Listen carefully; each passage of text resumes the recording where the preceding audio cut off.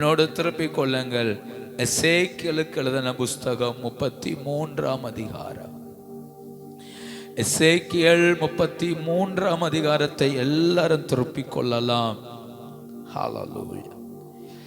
7வது வசனத்தை சேர்ந்து வாசிக்க போகிறோம். எசேக்கியேல் 33ஆம் அதிகாரம் 7வது வசனம் எல்லாரும் எடுத்துக் கொள்ளுங்கள். எசேக்கியேல் 33:7. மனுபுத்திரனே, நான் உன்னை இஸ்ரவேல் வம்சத்தாருக்கு காவல்காரனாக வைத்தேன். திரும்ப வாசிங்க. மனுபுத்திரனே, நான் உன்னை இஸ்ரவேல் வம்சத்தாருக்கு காவல்காரனாக வைத்தேன். நான் வாசிக்கலாமா? மனுபுத்திரனே, நான் உன்னை இஸ்ரவேல் வம்சத்தாருக்கு காவல்காரனாக வைத்தேன். அவனுடைய நாமம் மகிமைப்படுவதாக. எசேக்கியேல் தீர்க்கதரிசியை பார்த்து ஆண்டவர் சொன்ன ஒரு வார்த்தை, நான் உன்னை காவல்காரனாக வைத்தேன். நான் உன்னை காவல்காரனாக வைத்தேன். ஜாமக்காரன்கிற வார்த்தையை நம்ம நிறைய கேள்விப்பட்டு இருக்கிறோம். ஆனா எசேக்கியேல்ல ஜாமக்காரன்கிற வார்த்தை இல்லை. அதற்கு பதில் காவல்காரன் அப்படிங்கிறார். ஜனத்தை காக்கக்கூடிய காவல்காரனா வைத்திருக்கிற இந்த வார்த்தையை சொல்லும் போது நீங்க இப்படி புரிந்து கொள்ளணும். ஒரு மந்தை ஒரு வனாந்தரத்திலேயோ ஒரு வயல்வெளியிலேயோ மடக்கப்படும் போது அந்த மெய்ப்பன் அதை சுற்றி காவல் வைப்பான். அந்த மெய்ப்பன் ஒரு வயலில் மந்தையை கொண்டு வைக்கும்போ அதை சுற்றி எப்போதும் காவல் இருப்பான். அவன் தொழுவத்துல கட்டும் போது காவல் இருக்க வேண்டிய அவசியம் இல்லை. ஏன்னா தொழுவத்துக்குள்ள சுத்தி ஒரு அடைப்பு இருக்கும். அங்க யாரும் உள்ள வர மாட்டாங்க. அந்த மெய்ப்பன் நிம்மதியா தூங்கலாம். ஆனா வனாந்தரத்துல மேய்க்க போகும்போ ஆடுகளை 100 ஆடு 200 ஆடு வைத்திருக்கிறவர்கள் சில நாட்களில் வயல்களில் தங்கி இருப்பார்கள். அப்படி வயல்களில் தங்கும்போ அவர்களால் நிம்மதியாய் தூங்க முடியாது. அவர்கள் அந்த வயல்வெளியிலே அதை சுத்தி சுத்தி பாதுகாக்கணும். திடீர்னு ஆடுதான் சத்தம் போட்டா எதுவுமே பார்க்கணும். எது மிருகம் வந்திருக்கா, எது உள்ள நடமாடுதா பார்க்கணும். ஆடுகளை பராமரிக்கணும். இப்போ இஸ்ரவேல் ஜனங்கள் எங்கே இருக்கிறார்கள் என்றால் சிறையிருப்பில் இருக்கிறார்கள். எங்கே இருக்கிறார்கள்? சிறையிருப்பில் இருக்கிறார்கள். சிறையிருப்பில் இருக்கிற இந்த ஜனத்திற்கு பாதுகாப்பு இல்லை. சிறையிருப்பில் இருக்கிற இந்த ஜனத்திற்கு உதவி செய்ய ஆள் இல்லை. எருசலேமில் இருக்கும்போ எருசலேமில் கர்த்தர் சொன்னார், பர்வதங்கள் எருசலேமை சுற்றி இருப்பது போல் கர்த்தர் இது முதற்கொண்டு தம்முடைய ஜனத்தை சுற்றிலும் இருக்கிறார். எருசலேமுக்குள்ள இருக்கும்போ தேவனுடைய கண்ட்ரோல். எருசலேமுக்குள்ள இருக்கும்போ கர்த்தர் பாதுகாத்துக் கொள்ளுகிறார். எருசலேமுக்குள்ள இருக்கும்போ ஆண்டவரே வழிநடத்துகிறார். ஆனா எசேக்கியேலின் நாட்களில் ஜனங்கள் எருசலேமுக்குள் இல்லை. ஜனங்கள் கேபார் நதியண்டை இருக்கிறார்கள், பாபிலோனில் இருக்கிறார்கள். சிறைப்பட்ட வாழ்வு. அப்படி சிறைப்பட்ட வாழ்வில் இருக்கும்போ எரேமியா தீர்க்கதரிசனம் சொன்னது அவர்கள் சிறையிருப்புக்கு போறதுக்கு முன்னால. எசேக்கியேல் தீர்க்கதரிசனம் உரைத்தது சிறையிருப்பின் காலத்துல. அவர்கள் பாபிலோனின் ஆறுகள் அருகே சிறையிருப்பில் இருக்கிறார்கள். இன்னும் ஒரு கூட்டம் அந்த பாபிலோன் தேசத்தில் இருக்கிறது, இன்னும் வரல. அங்க எரேமியா தீர்க்கதரிசனம் சொல்லிட்டு இருக்கிறார். இங்க பாதி வழியில் இருக்கிற ஒரு கூட்டம் இருக்கிறது. அவர்களுக்கு நடுவில் எசேக்கியேல் பேசிக் கொண்டு இருக்கிறார். கர்த்தர் சொல்றாரு, உன்னை இவர்களுக்கு காவல்காரனாக வைத்தேன். காவல்காரனாக வைத்து சிறைப்பட்ட ஜனத்துக்கு நீ ஒரு காவல்காரன். சிறைப்பட்டு போன இந்த ஆத்துமாக்களுக்கு நீ காவல்காரன். சிறைப்பட்டு போன இந்த ஜனத்திற்கு நீ காவல்காரன். விழுந்து போன கூட்டம் இது, தடுமாறின கூட்டம் இது, பாவம் செய்த கூட்டம் இது, அடிமைத்தனத்தில் விழுந்து போன கூட்டம் இது. இவர்கள் நடுவே யோயாக்கீன் என்கிற ராஜா இருக்கிறான். யோயாக்கீனை குறித்து நம்ம நிறைய தியானித்து இருக்கிறோம். அவனும் இதே சிறையிருப்பில் தான் இருக்கிறான். அதனால ஆண்டவர் இந்த எசேக்கியேலை பார்த்து சொல்றார், நீ ஒரு காவல்காரனாயிரு. இந்த கால வேளையிலே வருஷத்தின் கடைசியில் ஆண்டவர் ஒரு காவல்காரனாய் இருக்கும்படி நம்மை அழைக்கிறார். வருஷத்தின் கடைசியில் என் குடும்பத்துக்கு நான் ஒரு காவல்காரனாய் இருக்கும்படி, என் தேசத்துக்கு நான் ஒரு காவல்காரனாய் இருக்கும்படி, சபைக்கு நான் ஒரு காவல்காரனாய் இருக்கும்படி கர்த்தர் நம்மை அழைக்கிறார். ஜாமக்காரன் வேற, காவல்காரன் வேற. ரெண்டுக்கும் வித்தியாசம் உண்டு. ஜாமக்காரன் என்பது அவன் மதில் மேல் ஏறி உட்கார்ந்து கொண்டு தூரத்தில் என்ன வருகிறது என்கிறதை கவனிக்கிறவன் ஜாமக்காரன். காவல்காரன் என்பது மதில் மேல் ஏற முடியாது. ஜனத்தின் நடுவே உலாவி உலாவி உலாவி ஜனத்தை பாதுகாக்க கூடியவன். ஜனத்தின் நடுவே உலாவி உலாவி எங்க பிரச்சனை என்று கண்டறிய கூடியவன். அப்படியானால் இந்த கால வேளையில் ஆண்டவர் காவல்காரனை அழைக்கிறார், காவல்காரனை தேடுகிறார். இந்த கால வேளையில் நம்ம நம்மை ஒரு காவல்காரனாய் நிறுத்தும்படி கர்த்தர் எதிர்பார்க்கிறார். ஒரு காவல்காரனாய் நிற்கும்படி எதிர்பார்க்கிறார். சுலோமோத்தியால் சொன்ன ஒரு வார்த்தை உண்டு. உன்னத பாட்டு புஸ்தகம் 1ஆம் அதிகாரம் 6ஆம் வசனத்தில் பாருங்கள், நான் கருப்பாயிராக இருக்கிறேன் என்று பாராதீங்கள். வெயில் என் மேல் பட்டது, என் சகோதரர்கள் அவர்கள் தோட்டத்துக்கு என்னை காவல்காரியாக வைத்தார்கள். அப்ப காவல்காரியை வைத்ததுனால என் தோட்டத்தை காக்க முடியல, என்ன நான் பார்க்க முடியல, என் அழகை பராமரிக்க முடியல, என்னுடைய அழகை சரிப்படுத்த முடியல. நான் கருத்து போயிட்டேன். வெயில் என் மேல் பட்டது, ஏன்னா நான் முழுக்க முழுக்க காவல் காத்தது என் சகோதரின் தோட்டத்தை.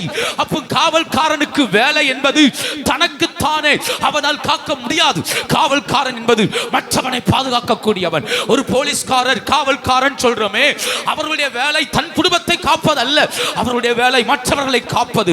ஒரு ராணுவ அதிகாரி தன் குடும்பத்தை பாதுகாக்கிறவன் அல்ல, தேசத்தை பாதுகாக்கிறவன். அப்படியானால் அவர்கள் வெயில் பட்டாலும் மழை பட்டாலும் பனி பெய்தாலும் புயல் அடித்தாலும் அவைகள் நடுவில் அவர்கள் காவல் காத்துதான் ஆகணும். கொரோனா வரும்போது எல்லாரும் நிம்மதியா வீடுகளை பூட்டிக் கொண்டு இருந்த போதும் காவல் காக்கிறவர்களுக்கு ரோட்டில் வேலை இருந்தது. அவர்கள் காவல் காத்தார்கள் இல்லையா? ஏன்னா அவர்கள் பேரே காவல்காரர்கள். அவர்கள் ஆங்காக இருந்துதான் ஆகணும். எல்லாரையும் போல நானும் என் வீட்டுக்கு போறேன், நானும் சந்தோஷமா இருக்க போறேன் சொல்ல முடியாது. ஏனென்றால் அவர்கள் காவல்காரர்கள். இந்த கால வேளையிலே தெய்வம் சில காவல்காரர்களை தேடுகிறார்.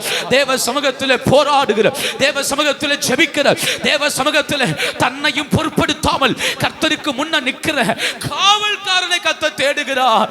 நான் ஒரு காவல்காரனாய் இருக்கும்படி என்னை ஒப்பு கொடுப்பேனானால் அதுவே தேவனின் எதிர்பார்ப்பா இருக்குமே. ஆண்டவர் எதிர்பார்க்கிறாரு, காவல்காரனாயிரு, காவல்காரனாயிரு. ஏன்னா ஆமே, அன்னைக்கு நாபாலுடைய வேலைக்காரன் சொல்றான் அபிகாயில்ட்ட போய், தாவீது எங்களுக்கு அந்த வயல்ல நாங்க தங்கி இருக்கும்போ எங்களுக்கு அரணா இருந்தார்கள், பாதுகாப்பா இருந்தார்கள். ஒரு ஆடு கூட கெட்டு போனதே அல்ல, மிருகங்கள் பிடிச்சிட்டு போனதே கிடையாது, பாதுகாப்பா இருந்தார்கள். இந்த கால வேளையிலே கர்த்தர் என்னை ஒரு பாதுகாவலனாய் அழைக்கிறார். நம்ம வாலிப பிள்ளையா இருக்கலாம், நீங்க பெரியவங்களா இருக்கலாம், முதியவங்களா இருக்கலாம். கர்த்தர் இந்த கால வேளையில ஒரு காவல்காரனாய் அழைக்கிறார். காவல்காரனாய் நிற்கும்படி கர்த்தர் அழைக்கிறார். தேவனுக்கு முன்பாக போராடுகிற ஒரு காவல்காரனாய் நிற்கும்படி அழைக்கிறார். இனியும் நான் என்னை நானே பார்த்து கொண்டிருக்கிற காலம் அல்ல. இனி நான் கொஞ்சம் இறங்கி காவல் காக்க வேண்டி இருக்கிறது, கொஞ்சம் இறங்கி உலாவ வேண்டி இருக்கிறது. ஆமே, அப்படிப்பட்ட ஒரு காலத்தில் வாழ்கிறேன். நான் ஒரு காவல்காரன். ஆண்டவருடைய முகத்தை நோக்கி பாருங்க, கர்த்தர் அந்த கிருபையை கேளுங்க. என்னை ஒரு காவல்காரனாய் மாற்றுங்க, என்னை ஒரு காவல்காரனாய் மாற்றுங்க, என்னை பாதுகாக்கிறவனாய் மாற்றுங்க. ஆண்டவர் இந்த கால வேளையில் அந்த கிருபையை நமக்கு தருவாராக, அந்த கிருபையை நமக்கு தருவாராக. என்னை பாதுகாக்கக்கூடிய நிலை மாறி நான் திறப்புல நிற்கக்கூடிய நிலை வரட்டுமே. என்னை காவல்காரனாய் கர்த்தர் உருவாக்குவாராக, உருவாக்குவாராக. திரும்ப திரும்ப அந்த வார்த்தையை கர்த்தர் எசேக்கியேல்ட்ட சொல்லிட்டே வரா, நீ காவல்காரனாயிரு. எசேக்கியேல் 3ஆம் அதிகாரத்தில் எசேக்கியேலை அழைக்கும் போது 17ஆம் வசனத்தை பாருங்க. எசேக்கியேல் 3ஆம் அதிகாரம் 17ஆம் வசனம், மனுபுத்திரனே,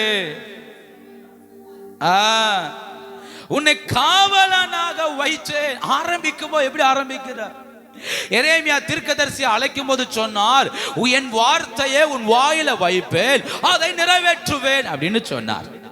ஏசாயாவை அழைக்கும் போது சொன்னார், இந்த ஜனத்துக்கு போய் ஊழியம் செய், இவர்கள் கண் காணாமலும் காது கேட்காமலும் இருதயத்தில் உணர்ந்து மனம் திரும்ப கூடாதபடிக்கு அவர்கள் இருதயத்தை மந்தப்படுத்து என்று ஏசாயாவை அனுப்பினார். எரேமியாட்ட சொன்னார், வா நீ போய் தீர்க்கதரிசனம் சொல்லு, உன்னை வெண்கல அலங்கமாக்குவேன்னு சொல்லி அனுப்பினார். ஆனா எசேக்கியேல்ட்ட சொல்றாரு, நீ காவலனாயிரு, இந்த ஜனத்துக்கு ஒரு காவல்காரனாயிரு. உன்னை வச்சுதான் இவங்கிட்ட பேச போறேன், உன்னை வச்சுதான். ஒரு 2 காரியத்தை நான் சொல்லிவிட்டு காவல்காரனுக்கு இருக்க வேண்டிய 3 குணங்களையும் சொல்லி என்னுடைய வசனத்தை நான் முடிக்கிறேன். கர்த்தர் உதவி செய்வார். எப்படிப்பட்டவன் காவல்காரனாய் மாறுகிறான்? இந்த எசேக்கியேலுடைய வாழ்க்கையிலிருந்து 2 காரியங்களை காட்டி தருகிறேன். எப்படிப்பட்டவனை தேவன் காவல்காரனாய் மாற்றுகிறார்? வாசிக்கலாம். எசேக்கியேல் 1 அதிகாரம் 1 வசனம். கேபார் நதி அண்டையில் சிறைப்பட்டவர்கள் நடுவில், சொல்லுங்க, யார் நடுவில் இருக்கிறான்? பேசணும் பேசணும். யார் நடுவில் இருக்கிறான்? சிறைப்பட்டவர்கள் நடுவில் இருக்கிறான். சிறைப்பட்டவர்கள் நடுவில் இருக்கிறான் என்றால் இவனும் சிறைப்பட்டிருக்கிறான் இல்லையா? இவனும் சிறைப்பட்டிருக்கிறான். அப்படியானால் இவன் ஒரு விடுதலையாய் வாழல, சமாதானமாய் வாழல, சிறைப்பட்ட வாழ்க்கை வாழ்றான். சரி, இவன் அப்பா யாரு, இவன் யாரு அப்படின்னா அந்த 3வது வசனத்துல பாருங்க. பூசி என்னும் ஆசாரியனுடைய குமாரன் ஆகிய எசேக்கியேல், பூசி என்னும் ஆசாரியனுடைய குமாரன். அப்படின்னா இவனும் ஒரு ஆசாரியன், இவனும் ஒரு பிரதான ஆசாரியன். அப்பா பெரு பூசி, அவரும் ஒரு ஆசாரியன், இவனும் ஒரு ஆசாரியன். அப்படின்னா யோசித்து பாருங்க, ஒரு ஆசாரியன் எது நடுவுல வாழ்றான்? பேசணும் பேசணும். ஒரு ஆசாரியன் எது நடுவுல வாழ்றான்? சிறைப்பட்டவர்கள் நடுவுல. ஆசாரியனுக்குரிய வேலை என்ன? முக்கியமான வேலை 3 வேலை இருக்குது. ஆசாரியன் பிரதிஷ்டை பண்ணப்பட்டவன், ஆசாரியன் பிரதிஷ்டை பண்ணப்பட்டவன் எல்லா இடத்திலும் இருக்க முடியாது. 2, ஆசாரியன் மகிமையை காப்பவன். எதை பாதுகாக்கிறவன்? மகிமையை பாதுகாக்கிறவன். எல்லா இடத்துக்கும் போக முடியாது. 3, ஆசாரியன் பலிபீட தண்டையிலேயே வாழ்பவன். அதனால பலிபீடத்தை விட்டு நகரவே முடியாது. அப்ப ஆசாரியன் பிரதிஷ்டை பண்ணப்பட்டவன், ஆசாரியன் மகிமையை சுமக்க வேண்டியவன், ஆசாரியன் பலிபீட தண்டையில வாழ வேண்டியவன். ஆனா இவன் எங்க வாழ்ந்துட்டு இருக்கிறான்? சிறைப்பட்டவர்கள் நடுவுல. அங்க வந்து கூப்பிட்டு சொல்றாரு, என் ஜனத்துக்கு காவலனாயிரு. அங்க வந்து சொல்றாரு, என் ஜனத்துக்கு காவலனாயிரு. எசேக்கியேல் என்ன ஜோமன் இருந்திருப்பாருன்னு நினைக்கிறீங்க? நான் இப்படி யோசிக்கிறேன், ஆண்டவரே, நான் ஒரு ஆசாரிய ஊழியத்துக்கு அழைக்கப்பட்டவன், ஜனத்திற்காக ஆசாரிய ஊழியம் செய்யக்கூடியவன். ஆனால் இந்த வனாந்தரத்தில், இந்த பாபிலோன் தேசத்தில் ஆசாரிய ஊழியம் செய்ய வாய்ப்பில்லை. ஏன்னா இங்க உடன்படிக்கை பெட்டி இல்ல, ஆலயம் இல்ல, பலிபீடம் இல்ல, ஆராதனை முறைமைகள் இல்ல, நியாயப்பிரமாண புஸ்தகம் இல்ல. 137ஆம் சங்கீதத்தில் வாசிக்கிறோம், எங்களுடைய கிண்ணறங்களை அலரி செடியின் மேல் தூக்கி வைத்து விட்டு பாபிலோன் ஆறுகள் அருகே உட்கார்ந்து எருசலேமை நினைத்து அழுதோம். அந்நிய தேசத்தில் கர்த்தருடைய பாட்டை பாடுவது எப்படி என்று சொல்லி அழுதோம் என்று 137ஆம் சங்கீதத்தில் எழுதப்பட்டிருக்கிறது. அப்படியானால் இவர்கள் எல்லாரும் பாபிலோன் தேசத்தில் நிற்கும் போது ஆசாரிய ஊழியம் இல்ல. எசேக்கியேல் என்ன நினைச்சிருப்பாரு? ஆண்டவரே, அழைக்கப்பட்ட அழைப்பென்ன? மகிமையை சுமக்க அழைக்கப்பட்டவன், பிரதிஷ்டை பண்ணப்பட்டவன், பலிபீட தண்டையில வாழக்கூடியவன். ஆனா என் வாழ்க்கையோ சிறைப்பட்ட வாழ்க்கை, என் ஜீவியமோ சிறைப்பட்ட ஜீவியம். நம்ம சொல்றோம் இல்லையா, நான் நல்ல ஜெபம் பண்றேன், நல்லா ஆராதிக்கிறேன், ஆனா ஏதோ ஒரு இடத்துல சிறைப்படுது. பலவீனங்கள் சிறைப்படுத்துது, வியாதிகள் சிறைப்படுத்துது, சில தோல்விகள் சிறைப்படுத்துது, சில வார்த்தைகள் சிறைப்படுத்துது, ஆமே ஆமே, குழப்பங்கள் சிறைப்படுத்துது, தேவைகள் நம்மை சிறைப்படுத்துது. ஏதோ ஒரு விதத்துல நாம் சிறைப்படுகிறோம். நான் பிரதிஷ்டையை சுமக்க வேண்டியவன், மகிமையை சுமக்க வேண்டியவன், தேவனுக்கு அழைக்கப்பட்டவன், தேவ கிருபையில நிற்க வேண்டியவன். ஆனா நான் வாழ்வதோ சிறையிருப்பல, சிறையிருப்பல. இங்க மகிமை இல்ல, இங்க பிரதிஷ்டை இல்ல, இங்க பலிபீடம் இல்ல, ஏன் பாட்டு சத்தம் கூட இல்ல. ஏன்னா இங்க பாட விருப்பம் இல்ல ஜனத்திற்கு. கர்த்தரின் பாட்டை அந்நிய தேசத்தில் பாடுவது எப்படி? என்ன சொல்லி பாடுறது? மோசையின் பாட்டை பாடவா, தாவீதின் பாட்டை பாடவா, நெகேமியாவின் பாட்டை பாடவா? யார் பாட்டை பாடுவது? பாட்டு பாட மனம் இல்ல. அதனால எல்லாரும் அப்படியே சோர்ந்து போய் இருக்கும்போ எசேக்கியேலை பார்த்து கர்த்தர் சொல்றாரு, நீ காவலனாயிர. எசேக்கியேலை பார்த்து கர்த்தர் சொல்றாரு, காவலனாயிரு. சிறைப்பட்டு இருக்கிறேன்னு நினைக்காத, நீ சிறைப்பட்ட வாழ்க்கையில வாழ்றேன்னு நினைக்காத, என் வாழ்க்கையே அடிமையா இருக்கு, நான் போய் யாருக்கு சொல்றதுன்னு நினைக்காத, நானே விழுந்து போய் கிடக்கிறேன், நான் போய் யார்கிட்ட போய் உனக்கு ஏசு அற்புதம் செய்வார், உன்னை மாற்றுவார்னு சொல்றதுன்னு நினைக்காத. நீ போ, உன்னை ஜனத்துக்கு காவலனாய் வைப்பேன். இந்த கால வேளையில நம்ம நினைக்க கூடாது, நான் சிறைப்பட்டுட்டேன், நான் விழுந்துட்டேன், நான் தடுமாறுறேன், என் வாழ்க்கை சோர்ந்து போகுது, கர்த்தர் எதிர்பார்த்த மாற்ற என்கிட்ட இல்ல, என்னால மகிமையை சுமக்க முடியல, என்னால கர்த்தருக்கு வாழ முடியல நினைக்க கூடாது. ஆண்டவருக்கு தேவை சிறைப்பட்டவர்கள் நடுவில் காவலனாய் மாறுகிற ஒரு கூட்டம் கர்த்தருக்கு தேவை. ஒரு எசேக்கியேல் பத்தாது, ஆண்டவருக்கு லட்சக்கணக்கான எசேக்கியேல் தேவை. சிறைப்பட்டவர்கள் நடுவில், அடிமைத்தனத்தின் நடுவில் வாழ்கிற ஜனங்கள் நடுவில் எத்தனை எசேக்கியேல்கள் தேவை, தேவை, தேவை. ஆண்டவருக்கு தேவை. நான் சொல்றதை புரிந்து கொள்ளுங்க. ஆமே, திருநங்கைகள் நடுவில் ரட்சிக்கப்பட்ட ஒரு கூட்டம் கர்த்தருக்கு தேவை இல்லையா? தேவை. ஓரினை சேர்க்கையாளர்கள் நடுவில் ரட்சிக்கப்படுற கூட்டம் கர்த்தருக்கு தேவை. உச்சம் தலை முதல் உள்ளங்கால் வரையிலும் பச்சை குத்தி கொண்டு அசுத்தமான ஆமே டேட்டோக்களை வரைகிறவர்கள் நடுவில் கர்த்தருக்காய் வாழக்கூடியவர்கள் தேவை. அவர்களும் ரட்சிக்கப்பட்டு ஆகணும். ஏன்னா அடிமைப்பட்டுட்டேன், நான் சிறைப்பட்டுட்டேன், நான் போதை அடிமை ஆயிட்டேன், நான் மதுபானத்தில் விழுந்துட்டேன், நான் விபச்சாரக்காரன் ஆயிட்டேன், வேசித்தனக்காரன் ஆயிட்டேன், நான் கர்த்தரை விட்டு தூரம் போயிட்டேன், நான் தவறான பழக்கத்தில் இருக்கிறேன்னு சொல்ல முடியாது. இவர்கள் நடுவில் இருக்கிறவர்களும் கர்த்தருக்கு தேவை, தேவை. சிறைப்பட்டவன் கர்த்தருக்கு தேவை. இந்த காலவேளையில் சிறையிருப்பின் நடுவில் வாழ்கிறவர்கள் கர்த்தருக்கு தேவை. ஏன்னா அவர்களை கொண்டுதான் தேவன் காவல் காக்க முடியும், அவர்களை கொண்டு காவல் காக்க முடியும். ஏன்னா சிறைப்பட்டவனுக்கு சாத்தான் எந்த வழியில வருவான்னு தெரியும், சிறைப்பட்டவனுக்கு பிசாசு எந்த ரூட்ல அடிப்பான்னு தெரியும், தோத்து போனவனுக்கு எப்படியெல்லாம் ஜனம் விழுந்து போகணும் தெரியும். அதனால ஆண்டவருக்கு சிறைப்பட்டவர்கள் நடுவில் காவல்காரன் தேவை. அல்லேலூயா. நான் சிறைப்பட்டுட்டேன், நான் விழுந்துட்டேன் சொல்ல முடியாது. யோசேப்பு சிறைப்பட்டு போயிட்டான், அடிமையா ஒப்பு கொடுக்கப்பட்டிருக்கிறான். அடிமையா இருந்த போதுதான் வசனம் சொல்லுது கர்த்தர் யோசேப்போடு கூட இருந்தார். அவன் காரியங்கள் எல்லாம் வைத்தது செய்யாத தவறுக்காய் சிறைச்சாலைக்குள் தள்ளப்பட்டான். அவன் பிராணன் இரும்பிலே அடைபட்டு இருந்தது.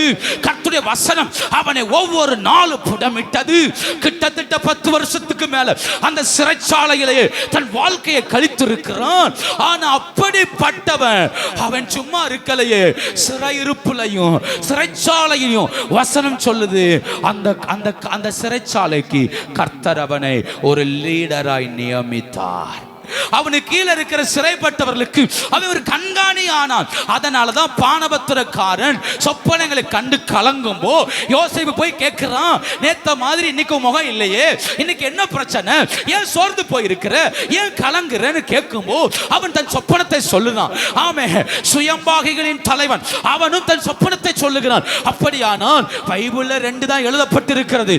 இவன் எத்தனையோ பேருடைய கைகளை வலுப்படுத்தினவன், எத்தனை பேரையோ தைரியப்படுத்தினவன். அந்த சிறைச்சாலைக்கு வருகிற ஒவ்வொருத்தரை பார்த்து என்ன சொல்லிருப்பான் நினைக்கீங்க? என் மேல ஒரு தரிசனம் இருக்கு, என் மேல ஒரு அழைப்பு இருக்கு, உங்களையும் கர்த்தர் விட மாட்டார், உங்களையும் கைவிட மாட்டார், உங்களையும் தூக்கி எடுப்பார், உங்களையும் உயர்த்துவார், உங்களையும் பாதுகாப்பார். தன்னால முடிஞ்ச வரைக்கும் எல்லாருக்கும் எவ்வளவு சொல்ல முடியுமோ அவ்வளவு சொல்லிருப்பான் இல்லையா? சொல்லிருப்பான் இல்லையா? அதுல ஒருத்தன் தான் ராஜாவுக்கு நெருக்கத்தில் இருக்கிற பானபாத்திரக்காரன். அவன் சந்தித்த மனிதர்களில் ராஜா பக்கத்துல ராஜாட்ட பேசுற அளவுக்கு தைரியம் உள்ள ஒருவன் இந்த பானபாத்திரக்காரன். அவன்கிட்ட மட்டும்தான் சொன்னான், என்னை நினைச்சுக்கோ, நான் இந்த இடத்துக்கு களவாய் கொண்டு வரப்பட்டவன், என்ன நினைச்சுக்கோன்னு பானபாத்திரக்காரன் மட்டும்தான் யோசேப்பு சொல்லி இருந்தான். மற்றபடி வர ஒருவற்றையும் அந்த வார்த்தையை பயன்படுத்தினதில்லை. ஆனால் சிறைப்பட்டவர்கள் நடுவில் யோசேப்பு ஒரு நல்ல தலைவனாய் இருந்தார். அல்லேலூயா. இந்த காலவேளையிலே வசனத்தை நல்லா புரிந்து கொள்ளுங்கள், வசனத்தை புரிந்து கொள்ளுங்கள். சிறைப்பட்டவர்கள் நடுவில் கர்த்தர் என்னை காவலனாய் தேடுகிறார். நம்ம நினைக்கிறோம், எனக்கே முடியல, எனக்கே பிரச்சனை, எனக்கே வியாதி, எனக்கே தேவை, எனக்கே கடன் பாரம், நான் எப்படி ஜெபம் பண்றது, நான் எப்படி தேடுறது, எனக்கே இது இல்லைன்னா முடியாது, இப்படி நம்ம சொல்லிக்கொண்டே இருக்கிறோம். ஆனா கர்த்தர் என்ன சொல்றாருன்னா, அந்த சிறையிருப்பின் நடுவில் தான் நீ என்னவா மாறுங்க, காவல்காரனாய் மாறு. அது நடுவில் தான் மாறுங்கிறாரு. நீ எல்லாத்தையும் விடுதலை ஆக்கின பிறகு உன்னை காவல்காரனா மாத்திரன்னு கத்த சொல்லல, என்னால முடியலன்னு சொல்றல்ல, அப்ப என்ன பண்ணு, இதே போல சிக்கி இருக்கிற அநேகர் இருக்கார், நீ காவல்காரனா என்ன செய், மாறு. இதே போல போராடுகிற அநேகர் இருக்கார், நீ காவல்காரனாய் மாறு. நான் என்ன சொல்றேன், நம்ம வீட்டுக்குள்ள கடன் பாரங்கள் தலைவர் தாடும்போ நம்ம ஜெபிக்க வேண்டியது, நம்மை போல ஒரு 10 பேருக்கு ஆண்டவரே அந்த குடும்பத்தின் கடன் பாரங்கள் மாறட்டும். நான் கஷ்டப்படுற மாதிரி தானே அந்த குடும்பம் கஷ்டப்படுது, நான் வியாதியில கிடக்கிற மாதிரி தானே அந்த குடும்பம் வியாதியில கிடக்கிறது, நான் நெருக்கப்படுகிற மாதிரி தானே அந்த குடும்பங்கள் நெருக்கப்படுகிறது என்று ஒரு 10 பேருக்கு ஜெபம்ங்கிறார். அதுக்கு பேர் தான் காவலனா இருப்பது. எனக்கு எல்லாம் தீரட்டும், நான் அப்புறம் கர்த்தரை தேடுவேங்கிறது அல்ல அல்ல, அது காவல்காரன் அல்ல, அது காவல்காரன் அல்ல. நான் சொன்னேன், ஜாமக்காரன் வேற, காவல்காரன் வேற. ஜாமக்காரனுக்கு டியூட்டி பகல்ல ஒரு 8 மணி நேரம், ராத்திரி ஒரு 8 மணி நேரம் டியூட்டி. 8 மணி நேரத்துக்கு டியூட்டி மாறிட்டே இருக்கும். நடுஜாமம் வரைக்கும் ஒருத்தன் காவல் காப்பான், நடுஜாமத்துக்கு பிறகு ஒருத்தன் காவல் காப்பான், பகல்ல ஒருத்தன் வருவான். அவனுக்கு வேலை அந்த கோபுரத்தில் ஏறி நின்றுட்டு தூரத்தில் என்ன வருதுங்கிறத பார்க்கறது மட்டும்தான். அதை நற்செய்தினா நற்செய்தி அறிவிப்பான், துர்ச்செய்தினா ஒரு படம் வருதுன்னு சொல்லுவான், அவ்வளோதான் ஜாமக்காரன். ஆனா காவல்காரனுக்கு அப்படி கிடையாது. காவல்காரன் எதிர்த்து போராடுகிறவன். ஜாமக்காரனுக்கு போராட்டம் கிடையாது, அவன் சேஃப்டியா இருக்கிறான். எங்க கோபுரத்துக்கு மேலேயாக்க இருக்கிறான் இல்லையா, கோபுரத்துக்கு மேல உட்கார்ந்துட்டாக்க வாஷ் பண்ணிட்டு இருக்கிறான், அதனால அவனுக்கு ஒரு குழப்பமும் இல்ல, சேஃப்டி தான். ஆனா காவல்காரனுக்கு எந்த சேஃப்டியுமே கிடையாது. ஏன்னா அவன் களத்துல இறங்கி போராடுகிறவன், அவன் களத்துல இறங்கி நிற்கிறான். அதனாலதான் ஆண்டவர் எசேக்கியேலை பார்த்து சொல்றாரு, நீ மகிமையை சுமக்க முடியலன்னு வருத்தப்படாத, நீ பலிபீட தண்டையில நிற்க முடியலன்னு வருத்தப்படாத, என்னால இதெல்லாம் செய்ய முடியல வருத்தப்படாத, ஒண்ணு பண்ணு, இந்த ஜனத்துக்கு காவல்காரனாயிரு, இந்த ஜனத்துக்கு காவல்காரனா இரு. நான் சொல்லட்டுமா, யார் தெரியுமா காவல் காக்கணும்? ராஜா தான் காவல் காக்கணும். ஒரு ஜனத்தை பாதுகாக்க வேண்டிய பொறுப்பு யாருடையது? ராஜாவுடையது. அவர் தான் ராணுவத்தை அனுப்பி தான் ஜனத்தை பாதுகாக்கணும். இப்ப கர்த்தர் சொல்றாரு, நீ ஆசாரிய ஊழியம் செய்ய முடியாது, ஆனா ராஜ ஊழியத்தை செய்யலாம். நீ போய் இந்த ஜனத்துக்கு காவல்காரனாயிரு. இந்த கால வேளையில நான் என்ன நிலையில இருந்தாலும் கர்த்தர் என்னை அழைப்பது நான் காவல்காரனாய் இருக்கும்படி, நான் இருக்கிற சூழ்நிலைகள் நடுவில் கர்த்தர் என்னை தேடுவது காவல்காரனாய் இருக்கும்படி. மொர்தெக்காய் சொல்றாரு, ஏமா சிங்காசனம் கிடைச்சிருச்சு, கிரீடம் கிடைச்சிருச்சு, பட்டத்து ராணி ஆயிட்டோண்டு நிம்மதியா படுத்து தூங்குறது கிடையாது. இந்த காலத்தில் நீ மௌனமா இருந்தால் யூதருக்கு ரட்சிப்பும் சகாயமோ வேற வழியா வரும். அன்னைக்கு நீ உன் தகப்பன் வீட்டாரும் அழிக்கப்படுவீர்கள். யாருக்கு தெரியும், இந்த நாளுக்காக கூட இந்த மேன்மை உனக்கு கிடைத்திருக்கலாமே. மொர்தெக்காய் சொல்லிவிட்ட வார்த்தை, நீ நினைக்கிற பஞ்சிமத்தை கிடைச்சாச்சு, நம்ம நிம்மதியா தூங்குறோம், நிம்மதியா இருக்கிறோம், ஒரு குழப்பம் இல்ல, வெளியே என்ன நடந்தா நமக்கு நினைக்காத. இந்த ஆபத்து உன்னையும் தொட வாய்ப்புண்டு. யாருக்கு தெரியும், இந்த நாளுக்காக கூட கர்த்தர் உனக்கு இந்த மேன்மையை தந்திருக்கலாமே, தந்திருக்கலாமே. அவ சொல்றா, வாய்ப்பு இல்ல, போக முடியாது, நான் போனா என்ன கொல்லுவான். ஏன்னா ராஜா கூப்பிடாம யாரும் ராஜாவை சந்திக்க முடியாது. ஆனா மொர்தெக்காய் சொல்றாரு, அதெல்லாம் தெரியாது, நீ போய்தான் ஆகணும். அப்ப சொல்றா, நான் செத்தாலும் சாகுறேன், என் ஜனத்திற்காக போறேன், நான் செத்தாலும் சாகுறேன். 3 நாள் மட்டும் எனக்கு ஜெபம் பண்ணுங்க. நானும் அரண்மனையில ஃபாஸ்டிங் இருக்கிறேன். 3 நாள் கழிச்சு நான் ராஜாவை சந்திக்க போறேன். ஒருவேளை செத்தாலும் இந்த ஜனத்திற்காக சாகுறேன். இதுக்கு பேர் தாங்க காவல்காரன்.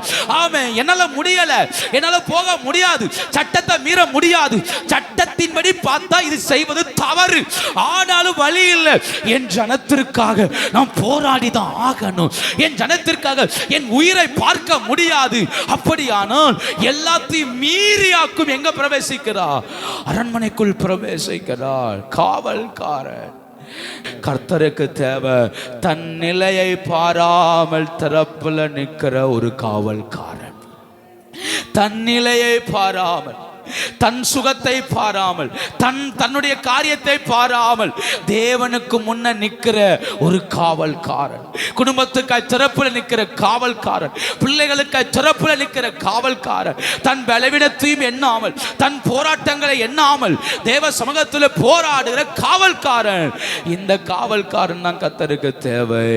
கரம் உயர்த்தி ஆண்டு நோக்கி பார்த்து சொல்லுங்க, என் வாழ்க்கை எவ்வளவு நசுக்கப்பட்டாலும் நான் ஒரு காவல்காரனா நிக்கணும்ப்பா. என் வாழ்க்கை எவ்வளவு நசுக்கப்பட்டாலும் நான் ஒரு காவல்காரனா நிக்கணும்ப்பா. ஜெபம் பண்றீங்களா? ஆண்டவர்ட்ட, என் வாழ்க்கை எவ்வளவு சிறையிருப்புக்குள்ள இருந்தாலும் நான் ஒரு காவல்காரனா இருக்கணும்ப்பா. சிறையிருப்பினை மேற்கொள்ள கூடாது. சிறையிருப்பு ஆவிக்குரிய வாழ்க்கையை மேற்கொள்ள கூடாது. சிறையிருப்புகள், வியாதிகள், பலவீனங்கள், போராட்டங்கள் ஆவிக்குரிய வாழ்க்கையை மேற்கொள்ள கூடாது. இந்த காலவெளியில் கர்த்தரை ஸ்தோத்திரம் பண்ணுங்க. நம்மள அநேகர் திறப்பில் நின்றவர்கள், நம்மள அநேகர் கர்த்தருக்காய் வாழ வைராக்கியம் உள்ளவர்கள், நம்மள அநேகர் கர்த்தருக்காய் செய்யணுங்கிற ஆசை உள்ளவர்கள். ஆனா ஏதோ ஒரு சிறையிருப்புல மங்கி போய் கிடக்கிறோமே. இந்த கால வேளையில கர்த்தரை தட்டி எழுப்புவாராக, கர்த்தர் தட்டி எழுப்புவாராக. மங்கி போன நம்மை கர்த்தர் தட்டி எழுப்புவாராக. எத்தனை பேர் ஆண்டுடைய முகத்தை நோக்கி பார்க்கிறீங்க? இந்த கால வேளை கர்த்தர் எங்களை தட்டி எழுப்புவாராக. மங்கி போல எங்கள் ஜீவியங்கள், மங்கி போல எங்கள் வாழ்க்கையில கர்த்தர் தம்முடைய கிருபையை விளங்க பண்ணுவாராக. நான் சிறைப்பட்டுட்டேனேன்னு விழுந்துடக்கூடாது, விழுந்துடக்கூடாது. பிரகாசிக்கணும், பிரகாசிக்கணும். இந்த ஒரு வார்த்தையை சொல்லுங்க, சிறையிருப்பு என்னை மேற்கொள்ள கூடாது ஆண்டவரே. சாத்தானின் வலை என்னை மேற்கொள்ள கூடாதப்பா. சிறையிருப்பின் ஆவி என்னை மேற்கொள்ள கூடாதப்பா. கர்த்தர் கிருபை தருவீராக. ஹல்லேலூயா. சந்தோஷமாய் ஹல்லேலூயா. கர்த்தர் உதவி செய்வாராக. இரண்டாவதாக, ஒன்னாவது சிறையிருப்பின் நடுவில் இருக்கிறவனை காவல்காரனாய் கர்த்தர் தெரிந்தெடுத்தார். இரண்டாவது, இது அப்படியே எழுதி கொள்ளுங்கள், தேவனால் ஒடுக்கப்படும் போது, தேவனால் ஒடுக்கப்படும் போது. எசேக்கியேலை கர்த்தர் எப்ப தெரிந்தெடுத்தார்னா, அவனை தேவனே ஒடுக்கினார். சிறையிருப்பு ஒடுக்கல, ஆனா கர்த்தர் என்ன செய்தார்? ஒடுக்கினார்.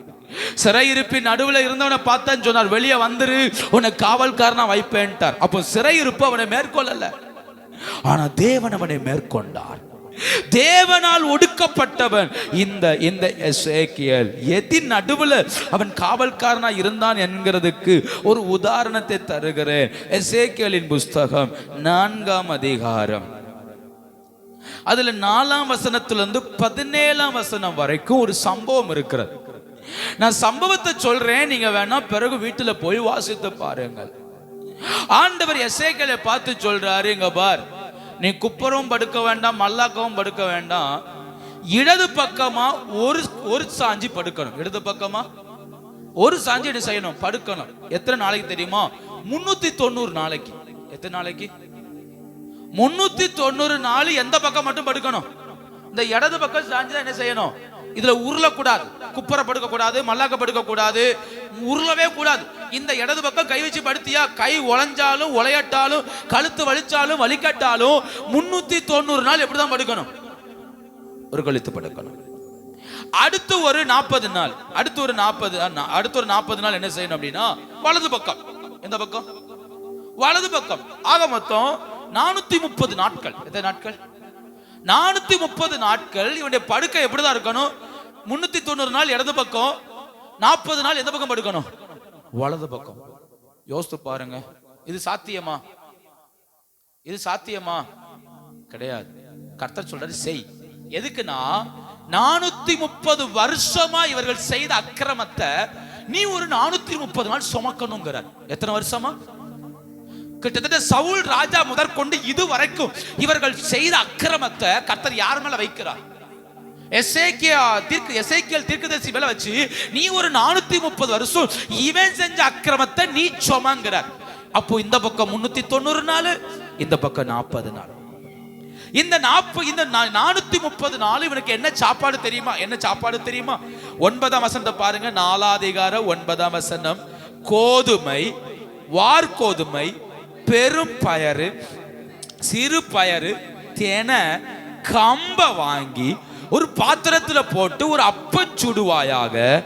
ஒரு கழித்து படுக்கும் நாட்களுடைய லக்கத்தின்படியே 390 நாள் அதிலே எடுத்து இந்த இன்கிரீடியன்ஸை வச்சு ஒரு மாவு செஞ்சு பாருங்க எப்படி இருக்கும்னு என்ன செய்யுங்க.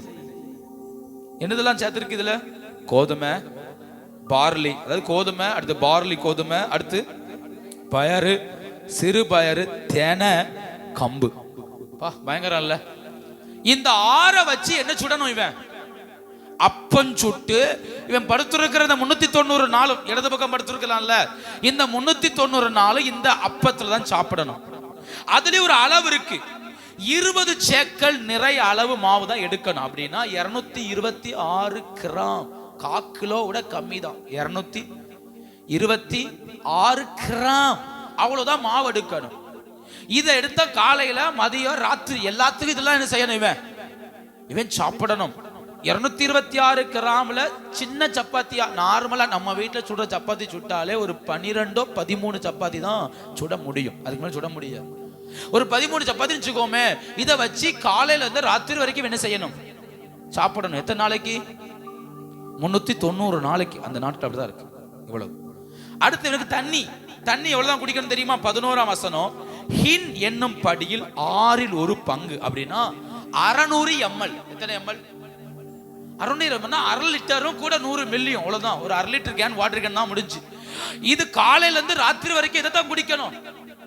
இந்த அப்பத்தை தின்னாலே 2 லிட்டர் தண்ணி என்ன செய்ய வேண்டியிருக்கும் இல்லையா? குடிக்க வேண்டியிருக்கும்.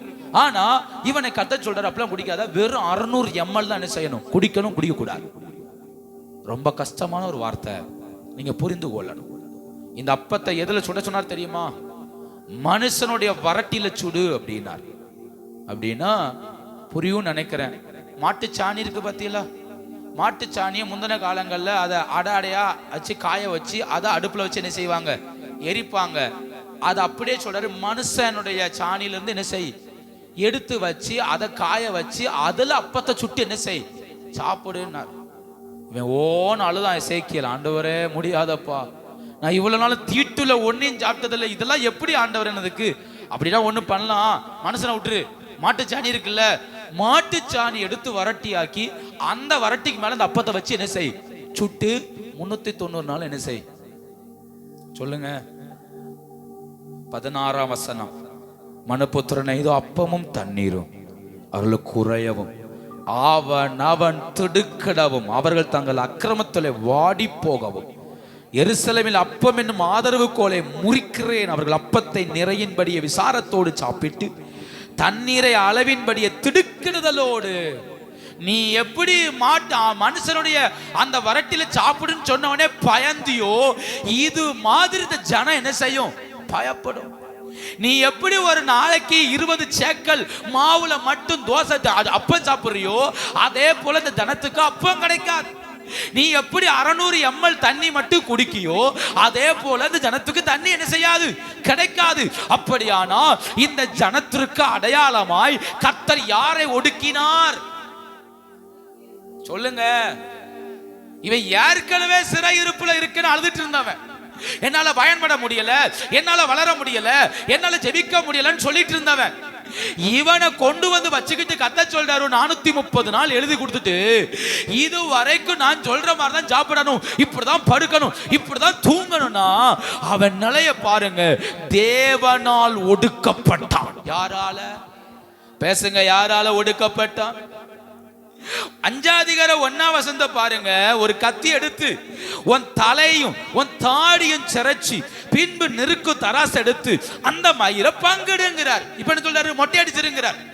தலையை மொட்டை அடிச்சிரு, தாடியை செய்யும் என்று இதெல்லாத்தையும் கொண்டு நிறுத்து, 3 பங்காக்கு. அடுத்த சம்பவம் பாருங்க, இவனை எவ்வளவு ஒடுக்குறாரு. இன்னும் நான் காட்டி தருகிறேன். 12:3 12:3 இப்பொழுது மனுபுத்திரனே, நீ பரதேசம் போகும்படி பிரயாண சாமான்களை ஆயத்தப்படுத்தி பகல் காலத்தில் அவர்கள் கண்களுக்கு முன்பாக பிரயாணப்படு. உன் ஸ்தலத்தை விட்டு வேற ஸ்தலத்துக்கு அவர்களுடைய கண்களுக்கு முன்பாக புறப்பட்டு போ. அவர்கள் கலக வீடாரான போதிலும் ஒருவேளை சிந்தித்து என்ன சொல்றாரு பத்திலா, பெட்டி ஜாமான் எடுத்துக்கோ, எப்படி சிறையிருப்புக்கு ஜனங்கள் போவாங்களோ அது போல பகல் எடுத்து வெளியே வை, ஜனத்து கண்களுக்கு முன்ன. ராத்திரி தூக்கி தோல்ல வச்சுட்டு போங்கிறார். அது சும்மா இல்ல, வீட்டுல இருந்து வாசல் வழியா வரக்கூடாதான், ஒரு ஓட்டை போட்டு அந்த ஓட்டையை பெருசாக்கி அது வழியா நுழைஞ்சு என்ன செய்யணும். அப்படின்னா என்ன அர்த்தம்? இது போல சிறைப்பட்டு போற ஜனம் தேசங்களை விட்டு சிறடிக்கப்படுங்கிறதுக்கு அடையாளமா போங்கிறார். பார்க்க எப்படி இருக்கும்? லூசுத்தனமா இல்ல? ஆனா கர்த்தர் சொன்னார், அவன் அதை செய்தான். 21 அதிகாரம் 6ஆம் வசனம். 21 அதிகாரம் 6ஆம் வசனம். ஆதலால் மனுபுத்திரனே, உன் இடுப்பு நொறுங்கும்படி அவர்கள் கண்களுக்கு முன்பாக மனம் கசந்து. எது நொறுங்கும்படி? எது நொறுங்கும்படி? இடுப்பு எலும்பு எப்ப நொறுங்கும் தெரியுமா? ஒரு குழந்தை நார்மல் டெலிவரி ஆகும்போ அந்த தாயுடைய எலும்புகளை உடைச்சாக்கும் அந்த குழந்தை என்ன செய்யும்? வெளியே வரும். அந்த அப்பதான் அந்த இடுப்பு எலும்பு உடைஞ்சு வெளியே வரும். கர்த்தர் சொல்றாரு, அது மாதிரி உட்கார்ந்து பெருமூச்சு. என்ன அளவுக்கு? இடுப்பு எலும்பு நொறுங்குற அளவுக்கு அவ்வளவு கத்து, சத்தம் போடு. 12ஆம் வசனத்தின் அடிப்பகுதி பாருங்க, உன் விழாவில் அடிச்சுக்கோங்கிறார். எதுல அடிச்சுக்கோ? இதெல்லாம் யாருக்கு அடையாளம்? ஜனத்திற்கு அடையாளம். இதை விட, நான் இவ்வளவு நேரம் சொன்னதை விட இன்னும் ஒரு படி ஆழத்துக்கு போவோம். 24 அதிகாரம் 16ஆம் வசனம். 24:16. நான் உன் கண்களுக்கு விருப்பமானவளை ஒரே அடியினாலே உன்னை விட்டு எடுத்துக்கொள்வேன். நீ புலம்பாமலும் அழாமலும் அலறாமல் பெருமூச்சு விட. உன் மனைவிய ஒரே அடியில கொன்றுவேன். நீ அழப்படாது, புலம்ப கூடாது, சத்தக்காடு போடக்கூடாது, வஸ்திரத்தை கிழிக்க கூடாது, பாகையை கழட்ட கூடாது. அப்படியே உட்கார்ந்து பெருமூச்சு விடு. 18ஆம் வசனம். விடியற் காலத்தில் ஜனங்களோடு பேசினேன், சாயங்காலத்தில் என் மனைவி செத்து போனாள். எனக்கு கட்டளையிட்டபடியே விடியற் காலத்தில் செய்தேன். பயங்கரம் இல்ல? ஏற்கனவே சிறைப்பட்டவன், கர்த்தரவனை காவலனா வைப்பேன்னு கூப்பிட்டார். அடுத்து இவனை ஒடுக்கி அதி நடுவுல கர்த்தர் சொல்றாரு 33 அதிகாரத்துல, மனுபுத்திரனே காவல்காரனாயிரு. இப்ப வாசிங்க 33:7.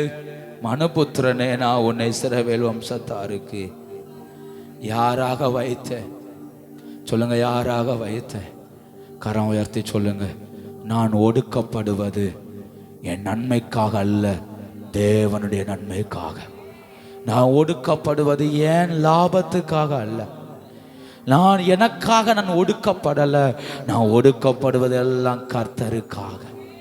நான் அவமானப்படுவது எல்லாம் கர்த்தருக்காக. நான் பெருமூச்சு விடுவது எல்லாம் கர்த்தருக்காக. நான் உடைக்கப்படுவது எல்லாம் கர்த்தருக்காக. இன்பங்களையும் நன்மைகளையும் இழப்பது எல்லாம் கர்த்தருக்காக. இந்த மனுஷனை பாருங்க, ஒரு 430 நாள் சாப்பிட முடியாத சாப்பிட சொல்றார், படுத்து தூங்க முடியாத வழியில தூங்க சொல்றாரு, திடீர்னு மொட்டை அடிக்க சொல்றாரு, திடீர்னு பிரயாணம் போய் சொல்றாரு, திடீர்னு நெஞ்சில் அடிச்சு அழுங்கிறாரு, திடீர்னு பெருமூச்சு விடுங்கிறாரு, திடீர்னு உனக்கு பிரியமானவளை எடுப்பே ஆளாதங்கிறாரு. இதெல்லாம் சொல்லிட்டு சொல்றாரு, காவலனாயிரு. இந்த காலவேளையில எதை இழந்தாலும் நான் கர்த்தருக்கு காவலனா இருக்கணும். எதை இழந்தாலும் கர்த்தருக்கு காவலனா இருக்கணும். எதை இழந்தாலும் நமக்கு முன்னிருந்த முற்பிதாக்கள் அப்படித்தானே ஊழியம் செய்தார்கள், அப்படித்தானே கர்த்தருக்காய் வாழ்ந்தார்கள். எல்லாவற்றையும் இழந்தல்லவா கர்த்தருக்காய் ஜீவித்தார்கள். தங்கள் சொத்துக்களை இழந்தார்கள், பிள்ளைகளை இழந்தார்கள், மனைவி இழந்தார்கள், ஆமை புருஷனை இழந்தார்கள், குடும்பங்களை இழந்தார்கள். எல்லாத்தையும் இழந்து, கண்களை இழந்து, கால்களை இழந்து, கைகளை இழந்து, தொப்பிகள்ல பிச்சை எடுத்து, ஆமை மனுஷன் துப்புனா கூட அதையே தொடச்சிட்டு அப்படி அல்லவா கர்த்தருக்காக ஊழியம் செய்தார்கள்.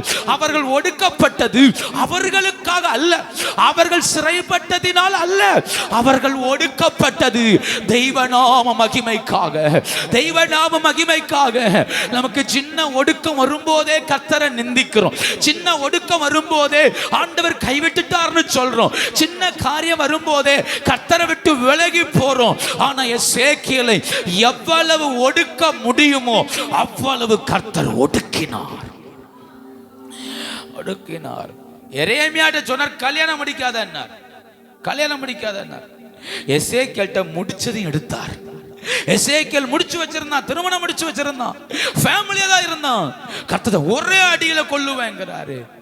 அப்போ ஒரு துன்மார்க்கன் மரிப்பது போல வாழ்க்கையில் நடக்குது. பார்க்கிறேன், என்ன சொல்லுவான்? இவன் அல்லவா தீர்க்கதரிசனம் சொல்றான், இவன் அல்லவா நம்ம நடுவில் ஊழியம் செய்யறான், இவன் பெரிய இவனா, உலகம் நிந்திக்கு, உலகம் பரியாசம் பண்ணும்.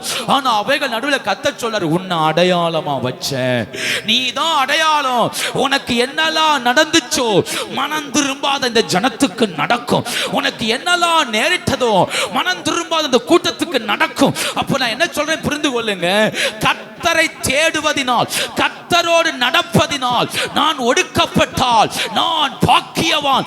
ஏனென்றால் அது யாருக்கோ ஒருவனுக்கு அடையாளம், அது யாருக்கோ ஒருவனுக்கு சாட்சி இல்லையா? அதனால தான் நம்முடைய சாட்சிகள் சிலரை உயிர்ப்பிக்கிறது. சில நேரம் சொல்லும்போ அந்த சாட்சி சிலரை தட்டி எழுப்புது. கர்த்தர் உங்க கூட இருப்பார்னு சொன்னா என்னை ரட்சித்தார், உங்களை ரட்சிப்பார்னு சொல்றோமே, அது அவர்களை உயிர்ப்பிக்கிறது. ரட்சிக்கப்பட்ட பிறகும் சில மரண பள்ளத்தாக்கின் ஆழத்துல கொண்டு வச்சிருப்பார் ஆண்டவர். அப்ப நம்ம ஜெபம் பண்ணி எழும்பி ஆராதிச்சு தப்பிச்சு வருவோம். அப்ப என்ன சொல்லுவோம்? நான் ரட்சிக்கப்பட்ட பிறகு எனக்கு இப்படி எல்லாம் வந்துச்சு, கர்த்தர் என்னை காப்பாற்றினார். அப்ப நான் ஒடுக்கப்பட்டது எனக்காக அல்ல, அது இன்னொருத்தனுக்கு அடையாளம். நான் ஒடுக்கப்படுவது நான் அழிவதற்காக அல்ல, அது மற்றவனின் அடையாளம், மற்றவனுக்கு அது சாட்சி. நான் ஒடுக்கப்பட என்னை காண்கிற இன்னொருவன் எழும்பிக் கொண்டே இருப்பான். ஹல்லேலூயா. ஆராதிக்கிற நான் வியாதியை சுமக்கிறேன் என்று எண்ணக்கூடாது. இந்த வியாதி நடுவில் இன்னொருத்த இருந்திருந்தா அவன் செத்து போயிருப்பான். ஆனா நம்மளை கர்த்தர் வாழ வச்சிருக்கிறாரு. ஆராதிக்கிறவன் நான் கடன்ல கிடக்கிறேன்னு சொல்லக்கூடாது. இதே நிலையில இன்னொருத்த இருந்திருந்தா அவன் செத்து போயிருப்பான். நாம இன்னைக்கு வாழ்றோம், கர்த்தர் வாழ வச்சிருக்கிறாரு. ஆராதிக்கிறவன் நான் தோத்து போறேன்னு சொல்லக்கூடாது.